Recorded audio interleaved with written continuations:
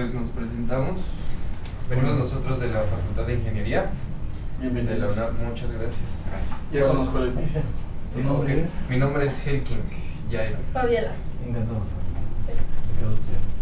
Tamara. Samara, encantado. Mucho gusto. Pablo Moreno. Sofía Navarro. Encantado, Sofía. Yo les agradezco a ustedes el interés en el Colegio Nacional y haber venido aquí con todas las peripecias del caso. y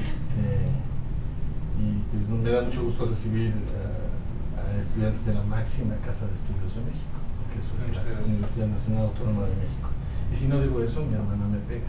Bueno, ¿por dónde quieren que empecemos la plática? Pues principalmente nosotros venimos a informarnos bien, somos de primer semestre y venimos a informarnos a qué es lo que se dedica o qué es la ingeniería industrial. Es una muy buena pregunta que todavía me sigo haciendo. ¿Qué es la ingeniería industrial? Esa es muy buena pregunta. Pues yo creo que es una respuesta, la respuesta que se podría dar es que es una carrera que es una carrera puente, es una carrera de comunicación en el sentido técnico. Es el puente entre las partes administrativas, creativas, un tanto artísticas, con las partes también creativas, pero más dirigidas hacia los aspectos mecánicos, electrónicos, las ciencias aplicadas de la ingeniería. ¿Por qué digo esto? Porque se encuentra en medio. Hay una parte artística de la ingeniería industrial. Cuando digo arte, me puedo referir a la administración, al diseño o a diferentes aspectos de cómo creas un negocio, ¿no? Platicaba con un egresado de UPIXA, que está como a 5 o 6 cubículos de aquí, que es mi compañero Pablo García. Él está encargado de todo lo que es la administración de fondos de investigación, aquí donde nos encontramos, que es el Tecnológico de Monterrey, Campus Ciudad de México antes, ahora es Campus Zona Metropolitana de la Ciudad de México, ¿no? Y entonces decía él que el ingeniero industrial es pues uno de los principales abocados hoy en día, 55 años después de que nació en México la carrera, a ser emprendedor, porque somos aprendices de todo y maestros en nada. De hecho, todo el mundo nos regaña, ¿no? Siempre nos dicen que sabemos de todo y no sabemos nada. Y lo cual me lleva a la primera pregunta que debería haber hecho, que es, más bien es un pequeño examen. ¿Cómo le dicen a un ingeniero industrial cuando sale de la carrera? ¿O cómo le dicen a los ingenieros industriales de apodo? Chepete. Sí. Porque chingones para todo. ¿Y las otras carreras que les digan? No, ni idea. Jefes. Esa es la palabra más importante. Porque luego dicen que somos administradores con casco, ingenieros a medias, y entonces la palabra es sí jefe, no jefe. Entonces tienen que así. Bueno, entonces es una broma, porque yo creo que a veces nosotros somos precisamente porque tenemos un conocimiento que puede servir de puente entre las diferentes disciplinas existentes, todas son necesarias, y por lo mismo podemos integrar equipos para solucionar problemas complejos, ¿no? Algo que nos acompaña mucho, en algunos casos a la ingeniería industrial se le acompaña con el título de ingeniería industrial y de sistemas. Nos acompaña mucho el pensamiento de sistemas, que es un pensamiento que viene de parte de la modelación matemática, ¿no? Cuando ustedes entren a estudiar investigación de operaciones, les van a tener que dar una brevísima introducción de pensamiento de sistemas. Y uno de los defectos que a veces tenemos en los planes de estudio de las carreras es que hemos dejado de lado ese pensamiento de sistemas, que nos es muy importante, que compartimos, por ejemplo, con los ingenieros químicos. Los ingenieros químicos piensan mucho en términos de sistemas. Entonces, luego no es raro ver a los ingenieros químicos también están en áreas de planeación y tienen esa capacidad, ¿no? Nosotros, yo creo que la tenemos un tanto intuitiva, inherente o bien formada dentro de las carreras. Mi proceso como egresado de ingeniería industrial, yo no salía del colegio.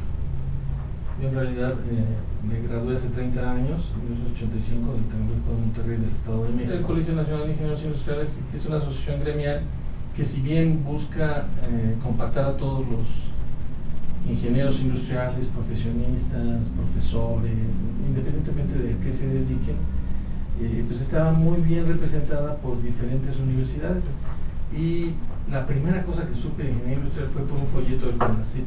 Los hermanos los 4 son egresados del Instituto Politécnico Nacional y algunos estaban pensando en su maestría y me enseñaron un folleto donde venían una posible maestría en ingeniería industrial y hablaban de universidades en Estados Unidos. Y la palabra que siempre me llamó la atención fue la palabra interdisciplinar. Es decir, que es una ingeniería de carácter interdisciplinario, estudia muchas disciplinas para tener diferentes herramientas, como si fuera un cinturón de herramientas, ¿no? Como los chicos de CPE que cuando están preparando las líneas de transmisión, pues llevan su martillo, sus pinzas, bueno, todo lo que a ustedes se les ocurra. Entonces así nosotros, los ingenieros e ingenieras industriales, tenemos diversas herramientas. Comentaba yo que en ese entonces esa palabra me cautivó, pero yo no sabía del Colegio de Ingenieros Industriales y por lo tanto me inscribí, y desde entonces estoy inscrito en el Institute of Industrial Engineers. Antes era el American Institute of Industrial Engineers. Desde 1987 estoy inscrito ahí. Ahorita soy senior member, pertenezco a la parte bueno, hay ciertas divisiones: sustentabilidad, work systems, ergonomics, logistics, etcétera. Pero la que más he participado y a la cual he ido a mis únicos 2 congresos del instituto los últimos 2 años ha sido porque me invitaron como track chair de investigación en sustentabilidad. Entonces elegimos trabajos, ¿no? Ahora, curiosamente hay carreras en sustentabilidad, pero también a veces yo creo que los ingenieros industriales somos, por tener el pensamiento sistémico, no nada más vemos los aspectos económicos, sino vemos los aspectos sociales y vemos los aspectos ahora ambientales, que es lo que se le llama la triple línea básica de la sustentabilidad. Pero también hay carreras afines, ¿no? Por ejemplo, en el tecnológico tenemos una carrera que es la ingeniería industrial tradicional, que se llama ingeniero mecánico administrador. Son básicamente ingenieros industriales. De hecho, la carrera que ustedes están cursando es de reciente creación en la UNAM como tal, porque antes era el ingeniero mecánico que escogía la especialidad industrial, y con ustedes ya ahora entran directamente a la ingeniería industrial, ¿no? Que ese es un gran paso del reconocimiento de nuestra carrera, sobre todo pues siendo de UNAM. Algo interesante respecto a lo que me decían de qué hace un ingeniero industrial, pues cuál debería ser el perfil del ingeniero industrial, qué debería de saber. Entonces se hizo un estudio con diferentes personas para hablar de ingenieros, simplemente qué debe de considerarse que es un ingeniero, y lo dio CASEI. La directora de CASEI fue la que lo estuvo guiando, y llegamos a una increíble conclusión, algo un tanto obvio, pero que es bueno como ponerlo como base, ¿no? O sea, los ingenieros debemos de tener como base ciencias básicas, básicas, ¿no? Física, química, matemáticas. Tenemos de tener ciencias aplicadas en la ingeniería. Debemos de tener esto, vamos como por 25% de un pastel, ¿no? Una parte de ciencias básicas, otra de ciencias aplicadas a la ingeniería, otra parte más de técnicas específicas que tengan que ver con la carrera de la que estemos hablando, y en el último 25% 2 divisiones: la parte social y humana y la parte administrativa. Entonces, todo eso lo puedes llamar como ciencias económicas administrativas, pero también ciencias sociales y humanas, ¿no? Entonces, esos serían los 5 componentes: 3 con el 25% y el otro con la mitad de ese 25%, ¿no? Entonces, eso es algo que nos ha estado preocupando mucho. Por ejemplo, en mi caso, yo creo que una de las cosas más importantes son los modelos matemáticos y la estadística. Entonces, estando en el primer semestre, yo les diría, eso lo tienen que saber, aunque no les guste, aunque digan no les guste, tienen que aprenderlo, porque si no, cuando estás en el doctorado estás llorando cuando no puedes pasar una materia. Yo digo por experiencia personal. Entonces, eso es muy importante. Ya hablé de ingeniería de sistemas, ¿no? También hay muchas otras ramas, tiene muchas cosas positivas, y yo creo que en realidad puede funcionar mucho mejor, ¿no? Como lo del humano, ¿no? Que decía, hay muchos colegios, pero se parece al libro de los 3 mosqueteros de Alejandro Dumas, ¿no? Cuando hablaban de la época en la que vivían los mosqueteros, era la de Luis XIII, que era el papá, o fue el papá, de Luis XIV, y a Luis XIV se le conocía como el Rey Sol, ¿no? Porque era muy carismático, muy conocedor, muy culto, vivió una vida de lujos y cosas por el estilo. Y en las palabras de Alejandro Dumas decía que si bien esta persona brillaba por sí misma, su padre brillaba más porque dejaba que todas las personas a su alrededor brillaran, y en conjunto brillaban más. Y creo que es una gran verdad de vida. Entonces, la verdad es que yo creo que esa colaboración es inherente a los seres humanos. O sea, dígase lo que se diga. Por ejemplo, hay también otros mitos, ¿no? En política y religión no hay que hablar. Pues sí hay que hablar para entender a la otra persona, ¿no? Lo que no hay que hacer es discutir o no respetar. Entonces, en ese sentido, pues tú tienes que conocer a todos los demás para poder trabajar con ellos, ¿no? Hay quien habla, por ahí, creo que falleció hace poco, Richard Dawkins, un científico ateo, que hablaba del gen egoísta. Pero más bien yo creo que el egoísta era él. Sí. De hecho, este otro autor que es menos conocido porque al menos sangrón, el otro que descanse en paz es Mark Ridley, él sostiene lo contrario. Dice el optimista racional, ya todos sus libros y ni siquiera lo he leído. Pero tiene varios libros que son interesantes. Decía lo de gen egoísta porque hablando de otros mitos, se dice que los mexicanos no sabemos trabajar en equipo. ¿Desde cuándo trabajas en equipo tú? Desde kinder. Cuando le piscabas al niño que te quitaba el crayón y él te jalaba la trenza porque tú le quitabas el librito iluminado, ¿no? Entonces, eso es una falsedad. Que los mexicanos somos flojos, no es cierto, está demostrado estadísticamente, ahorita no puedo citar el estudio, pero lo puse creo que en la página de Facebook y recibí varios comentarios, críticas y demás. En la página no se puede escribir, o sea, yo y otros compañeros monitoreamos lo que se escribe, ¿no? Tratamos de ser laicos, respetuosos, todas estas partes que les decía que vienen en la página. Pero ahí publicaba que los mexicanos somos los que trabajamos más horas al día en nuestros trabajos. Y hay quien dice, bueno, sí, porque somos unos desordenados. O sea, es lo que yo le llamo el síndrome de la piedra del pípila, ¿no? ¿Se acuerdan de la historia? Sí. Que cargar una piedra a balazos para tomar una alhóndiga llena de mujeres y niños. Ahí el héroe, dice Catón, Armando Fuentes, en su libro, fue el coronel Riaño, que era de los realistas. Porque los soldados le dijeron, coronel, escape para reorganizar las fuerzas. Y lo escribe así Catón, ¿no? Armando Fuentes. Dice que él contestó, ¿por quién me toma por cobarde? Dejaré que mujeres y niñas. Muero primero, ¿no? Y la verdad es que sí, la palabra chusma, aunque suene muy fuerte para el ejército insurgente, es una realidad, ¿no? Pasaban a cuchillo a mujeres, a niños, a hombres, a todos. Entonces, en esos mitos, yo creo que hay muchos problemas. Yo le llamo el síndrome de la piedra del pípila porque como que te vas fustigando, ¿no? Ay, es que somos montones. Ay, es que no sabemos trabajar en equipo. Ay, es que no sabemos hacer esto y lo otro. Y no es cierto. Esto es algo que trae mi generación. Porque nos lo han querido inculcar. Es como quien dice que la corrupción es cultural. No, la corrupción es una decisión personal. No tiene nada que ver con lo que te enseñan en tu casa, ¿no? Te pueden haber enseñado cosas muy padres en tu casa y he visto muchos casos de amigos, pero les gustó el dinero fácil y hacen cosas indebidas, ¿no? O los educaron muy muy mal en sus casas y son buenas personas, ¿no? Entonces la mitad de tu educación depende de tus padres y la otra mitad depende de ti, ¿no? Depende de que elijas. Yo ya parezco padrecito, ¿verdad? Sermoneando. Para usted, ¿qué significa la ingeniería industrial? La oportunidad de divertirme, porque yo tenía la opción de ser ingeniero de sistemas computacionales y lo que quiero publicar ahorita en la página es una encuesta del INE. Yo sacaron una encuesta interesante, aunque tengo algunas dudas de cómo lo hicieron. Me gustaría preguntárselos. Lo vi en la radio, pero el ingeniero industrial está en la 20ª posición de mayores ingresos. La ingeniería que tiene mayores ingresos ahorita es la ingeniería metalúrgica y extractiva. Por ejemplo, hay una anécdota interesante de los geólogos del poli.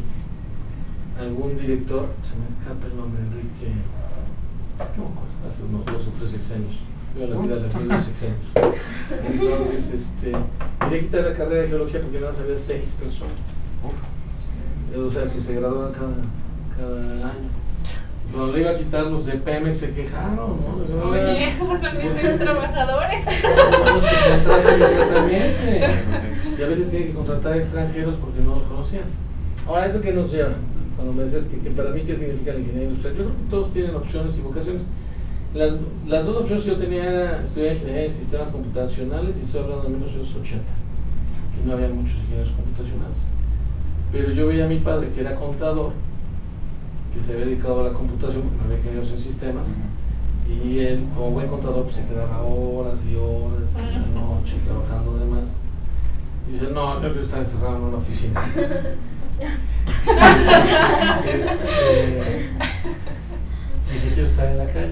verdad es que haber estudiado ingeniería industrial me ha dado la oportunidad de estar mucho tiempo de pata del carro. ¿Cuál fue su primer trabajo? Bueno, yo tenía un trauma, una cosa así como la piedra del pípila. Soy ingeniero industrial, tengo que estar en planta, tengo que estar en planta. Muchos de mis compañeros se fueron a la bolsa de valores, otros se fueron a finanzas, logística, cosas así, pero yo quería estar en planta. Y llegué y entré aquí en Kimberly Clark, en una planta que estaba así, ahora sí que había vacas al lado. Ahora está la FESC, y en Kimberly Clark estuve un año y realmente pues sí me gustaba, pero el estilo de las personas ahí, yo creo que caían en un gran error. Me pasó en las dos empresas que estuve, en Kimberly Clark y en Condumex. En Kimberly Clark yo veía que había muchos chicos de la Salle, entonces buleaban a los del TEC. Y buleaban, que los niños ricos, en realidad los alumnos del TEC no son ricos. Yo a veces he tenido que regañar a alumnos aquí porque les digo, vamos a acabar con 2 mitos. Aquí no son clientes, son alumnos y lo único que tienen derecho es a aprender. En Kimberly Clark yo me daba cuenta de eso, entonces no me gustó, me cambié a Condomex y entonces descubrí que los del IPADE eran los que manejaban todas las cosas, pero me gustó estar en planta, eso me dio una muy buena visión, aunque fuera un año y un mes, de cómo son las cosas en las plantas. Me di cuenta que aunque seas ingeniero, no sabes más que los obreros a veces. Y no por ser ingeniero eres más inteligente que el obrero. La diferencia está en que tú tuviste una oportunidad diferente, o la tomaste o la aprovechaste. Lo peor es sentirte más inteligente que ellos. Ya cuando llegué a Condomex me pasé a una área de partes mecánicas, pistones, anillos, cilindros, pero estaba como asistente del director y él me puso en la parte comercial como gerente técnico, que en realidad era un puesto de mercadotecnia. Después lo fui aprendiendo, me tocó una época en donde empezamos a importar, de un desarrollo estabilizador donde no permitíamos importaciones, se abrió el país, como tenemos unas inflaciones terribles, ¿no? Este deslizamiento del peso a veces me lo recuerda. ¿Por qué digo esto? Porque empecé a importar cosas, empezamos a importar, se abrieron porque eran necesarias y demás. Entonces eso me dio una buena perspectiva de que yo podía ser buen comprador, pero también podía ser un buen promotor de los productos, mercadotecnia. Acabé pasándome a un área de distribución, y en el área de distribución después le cambié el nombre a logística, y es un tema que siempre me ha acompañado. Me gusta mucho la logística. Y después cuando Carso se hizo cargo, compró a Condomex, lo que hacían era muy curioso, tomaban y decían, tenían un experto que veía el organigrama y decía, este es el organigrama, así trabajan. Bueno, pues ahora van a trabajar así, a la mitad, ¿no? Entonces acabé de ir con la cachucha de mercadotecnia también, entonces me di cuenta que también podía hacerlo en mercadotecnia, y ahí me ayudó mucho el pensamiento de sistemas, el método de trabajo, las metodologías. Esa sería otra cosa muy importante. Lo que tiene un ingeniero industrial es una manera de organizarse metódica, pero eso todos los ingenieros y todos los profesionistas lo tienen, ¿no? Es lo que ustedes aprendieron en secundaria, que es el método científico, ¿no? Que se parece un poco lo que hizo Deming al método científico, ¿no? ¿Cómo se llama? Plan, do, check, act. Planear, hacer, verificar y actuar. No sé si lo han visto en calidad. ¿Y cuáles podrían ser las limitaciones que presenta para el campo laboral? Pues que a veces lo que sucede es que te tienes que especializar. O sea, es una limitación, es que al final del día sí te tienes que decidir, sin que sea esto presionante, a una área. Y al final de esa área, ya cuando te decidiste, todavía te puedes dar el lujo de volver a cambiar, ¿no? Pero sí, esa es una limitación. O sea, no puedes conocer de todo. O sea, sí conoces un poquito de todo, pero no todo de todos, ¿no? Eso es una limitación. Otra limitación podría ser que hay mucha gente que no entiende la carrera y hay gente que hasta mala fe le tiene, pero pues por ignorancia. Alguna vez lo discutí aquí con un director de división de ingeniería, pero esta persona llegaba y decía, es que la carrera de ingeniería industrial es la más chapa. Es una limitación, es que no la entienden. Y como yo estoy bien, yo levanté la mano. No me quiero volver a pelear contigo, Thierry. Si haces ese tipo de comentarios, sí, creo que alguien te lo tiene que explicar, y lo que te lo explica con peritas y con manzanas. Con todo el frutero. Con todo el frutero, exacto. Sí, sí hubiera sido. La otra es que la verdad es que sí a alguien se la puede pasar de noche en la carrera, se puede ir avanzando.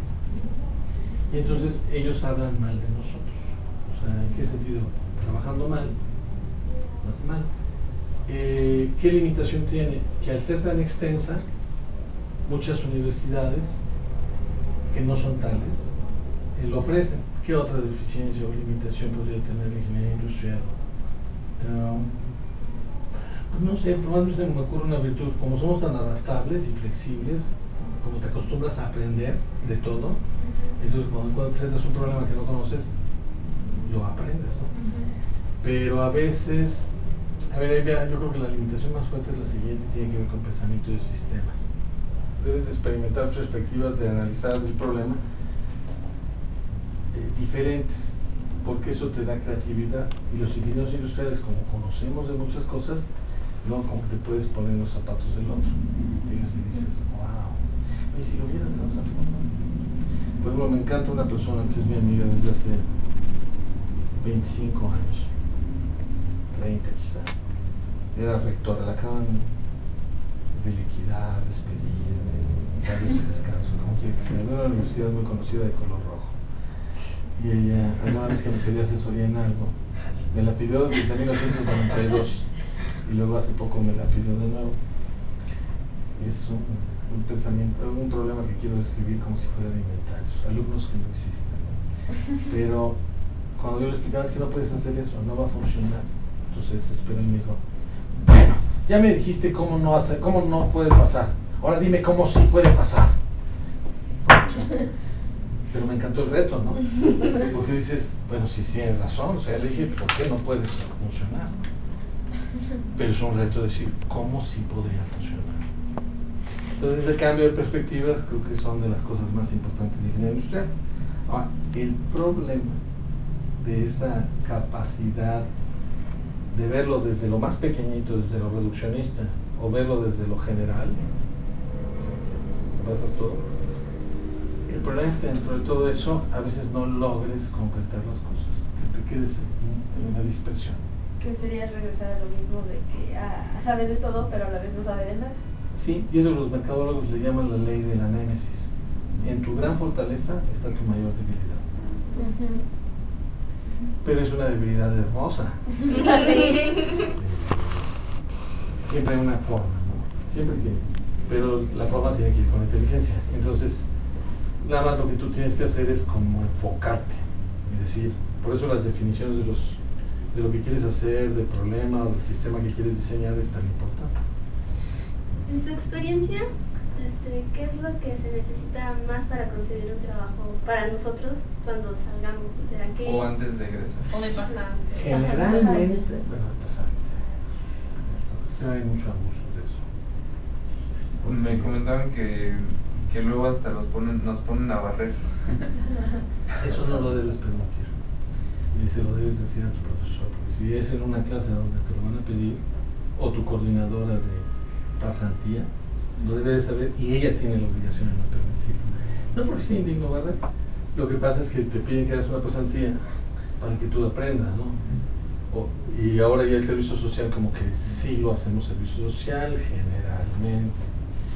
Entonces, lo que no se vale es que en la ética del empresario se les pague mal a las personas. Por ejemplo, ahorita lo que está muy en moda y que eso, yo no sé cómo lo deberíamos atacar en el colegio, quizá en la formación de los planes de estudio, que ahora está en boga lo de las estadías, pasantías y cosas por el estilo, no permitir a veces a los que te contratan usarlo a uno como carne de cañón. O sea, no se vale. Mientras haya un aprendizaje significativo, yo creo que no hay problema. Pero sí empieza a suceder eso. Ahora, ¿cuál sería el mejor consejo que antes daba? Que creo que sigue siendo vigente. En buscar un empleo, es usar una palabra que se llama mágica. Yo digo que es mágica. Quiero aprender. Quiero aprender. Pero yo creo que de quien pueda aprender uno más es de alguien que nunca notamos. Y aquí me refiero que ahora se habla mucho del emprendimiento. En las escuelas estamos acostumbrados a volver a hijos de grandes emprendedores muy buenos empleados. No tiene que ser una regla general, pero eso es lo que he notado, que todo el mundo habla de emprendimiento como de igualdad de clases y nadie la practica. Pero la cuestión está en lo siguiente, en que yo creo que quien te puede enseñar mejor a qué te debes de dedicar son tus propios padres. Platicar con ellos sus intentos de emprendimiento, sus experiencias. Y ahí otra vez, la mitad de la educación es de tus padres, la mitad tuya. Entonces cuando alguien te dice algo, incluso tus padres, que son las personas que tienes que confiar más, por eso la familia es tan importante y hay tantos tontos que no la aprecian con sus acciones. Entonces, la cuestión está en que luego dices que en el emprendimiento, ¿cuál es el...? O sea, volvemos grandes empleados a los alumnos, pero es muy difícil para alguien que nunca ha sido emprendedor enseñarle a alguien a ser emprendedor. Entonces muchas veces los mejores ejemplos de emprendimiento los encuentras en tu casa, ¿no? En esa persona que se ha dedicado como loco, dementemente, a cuidarte durante los últimos 20 años. Cambiarte los pañales, darte de comer, preocupas hasta la noche de que no llegas temprano, decirte que no hagas esto. Y eso lo van a entender ustedes cuando tengan hijos. Yo no tengo la oportunidad de tener hijos. Sí, si volteas y ves el ejemplo de tus papás, que ellos te llevan para ser emprendedora. Eso que quieres hacer, porque luego uno dice, ay, voy a trabajar un ratito y después ya no. Sí, yo creo que eso, ¿no? Aprender, estar siempre abierto a aprender, ¿no? Y mis dos reglas que doy en clase, el mismo respeto que tú das es el que debes de recibir de las personas. Si alguien no te respeta, no tienes por qué tolerarlo. No tienes que pedir, simplemente te das la vuelta y te vas. Si es una argumentación, entonces sí tienes que enfrentar a la persona, decirle por qué, cuáles son tus argumentos. No simplemente negarlo o hacerte la víctima. Ay, me está discriminando. ¿Qué quieres más derechos que los que yo tengo? Entonces, yo creo que esa es la primera. Mira, el respeto que yo doy es el respeto que espero recibir. Y no te voy a pedir que hagas algo que yo no estuviera dispuesto a hacer para lograr las cosas. Porque eso es ético. No se vale manipular a las personas. No se vale usarlas. No se vale cosificar a las personas. Por ejemplo, cosas que yo creo que en las profesiones, pues estoy, digamos, en eso como representante de una profesión, no se vale que una persona se vuelva el objeto del uso de la otra, ¿no?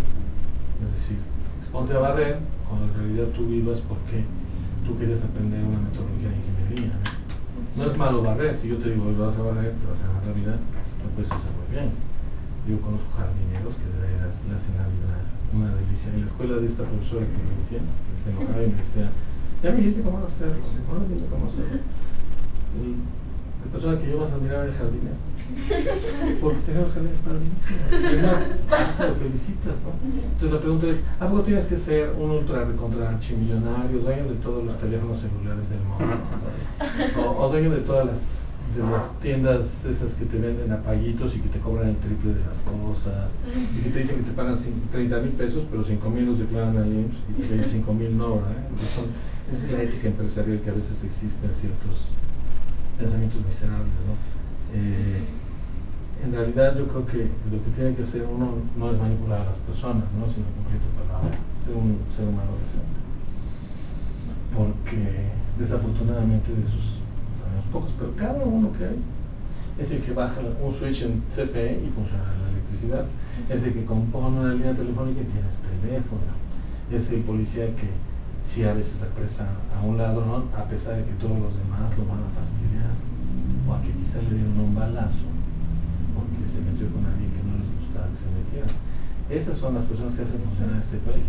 Todos los demás que dicen que esto es cultural, ¿verdad? Estos son los miserables. Entonces, en realidad tiene que ser más bien algo que uno construya, ¿no? Entonces, seguir los consejos de la abuelita. No divagues. Aquí en nuestra misión, en el TEC de Monterrey, me gusta la de formar a las personas demás, pero la palabra formar no me hace mucho ruido, porque la gente la forma sus familias, sus experiencias. Aún quien no tiene la fortuna de tener una familia, de alguna manera hay gente que le ha ayudado a formarse. Y a pesar de que quizá no lo hayan formado bien, como la otra mitad dependía de ellos, hicieron, tomaron sus buenas decisiones y lo hicieron mejor. Sí. Muchas gracias por su tiempo. Sí, espera. No, Está bien. gracias a ustedes. Yo no, Por recibirnos, no le estoy cortando, pero me No, no, no. buena noche. Al contrario, lo que pasa es que si me dan el micrófono, no me No, está muy bien. Ya Pues se muchas vieron. gracias Muchas gracias, la verdad. por toda la información que nos brindó Yes. y el tiempo y El tiempo, todo. no, Los no. consejos.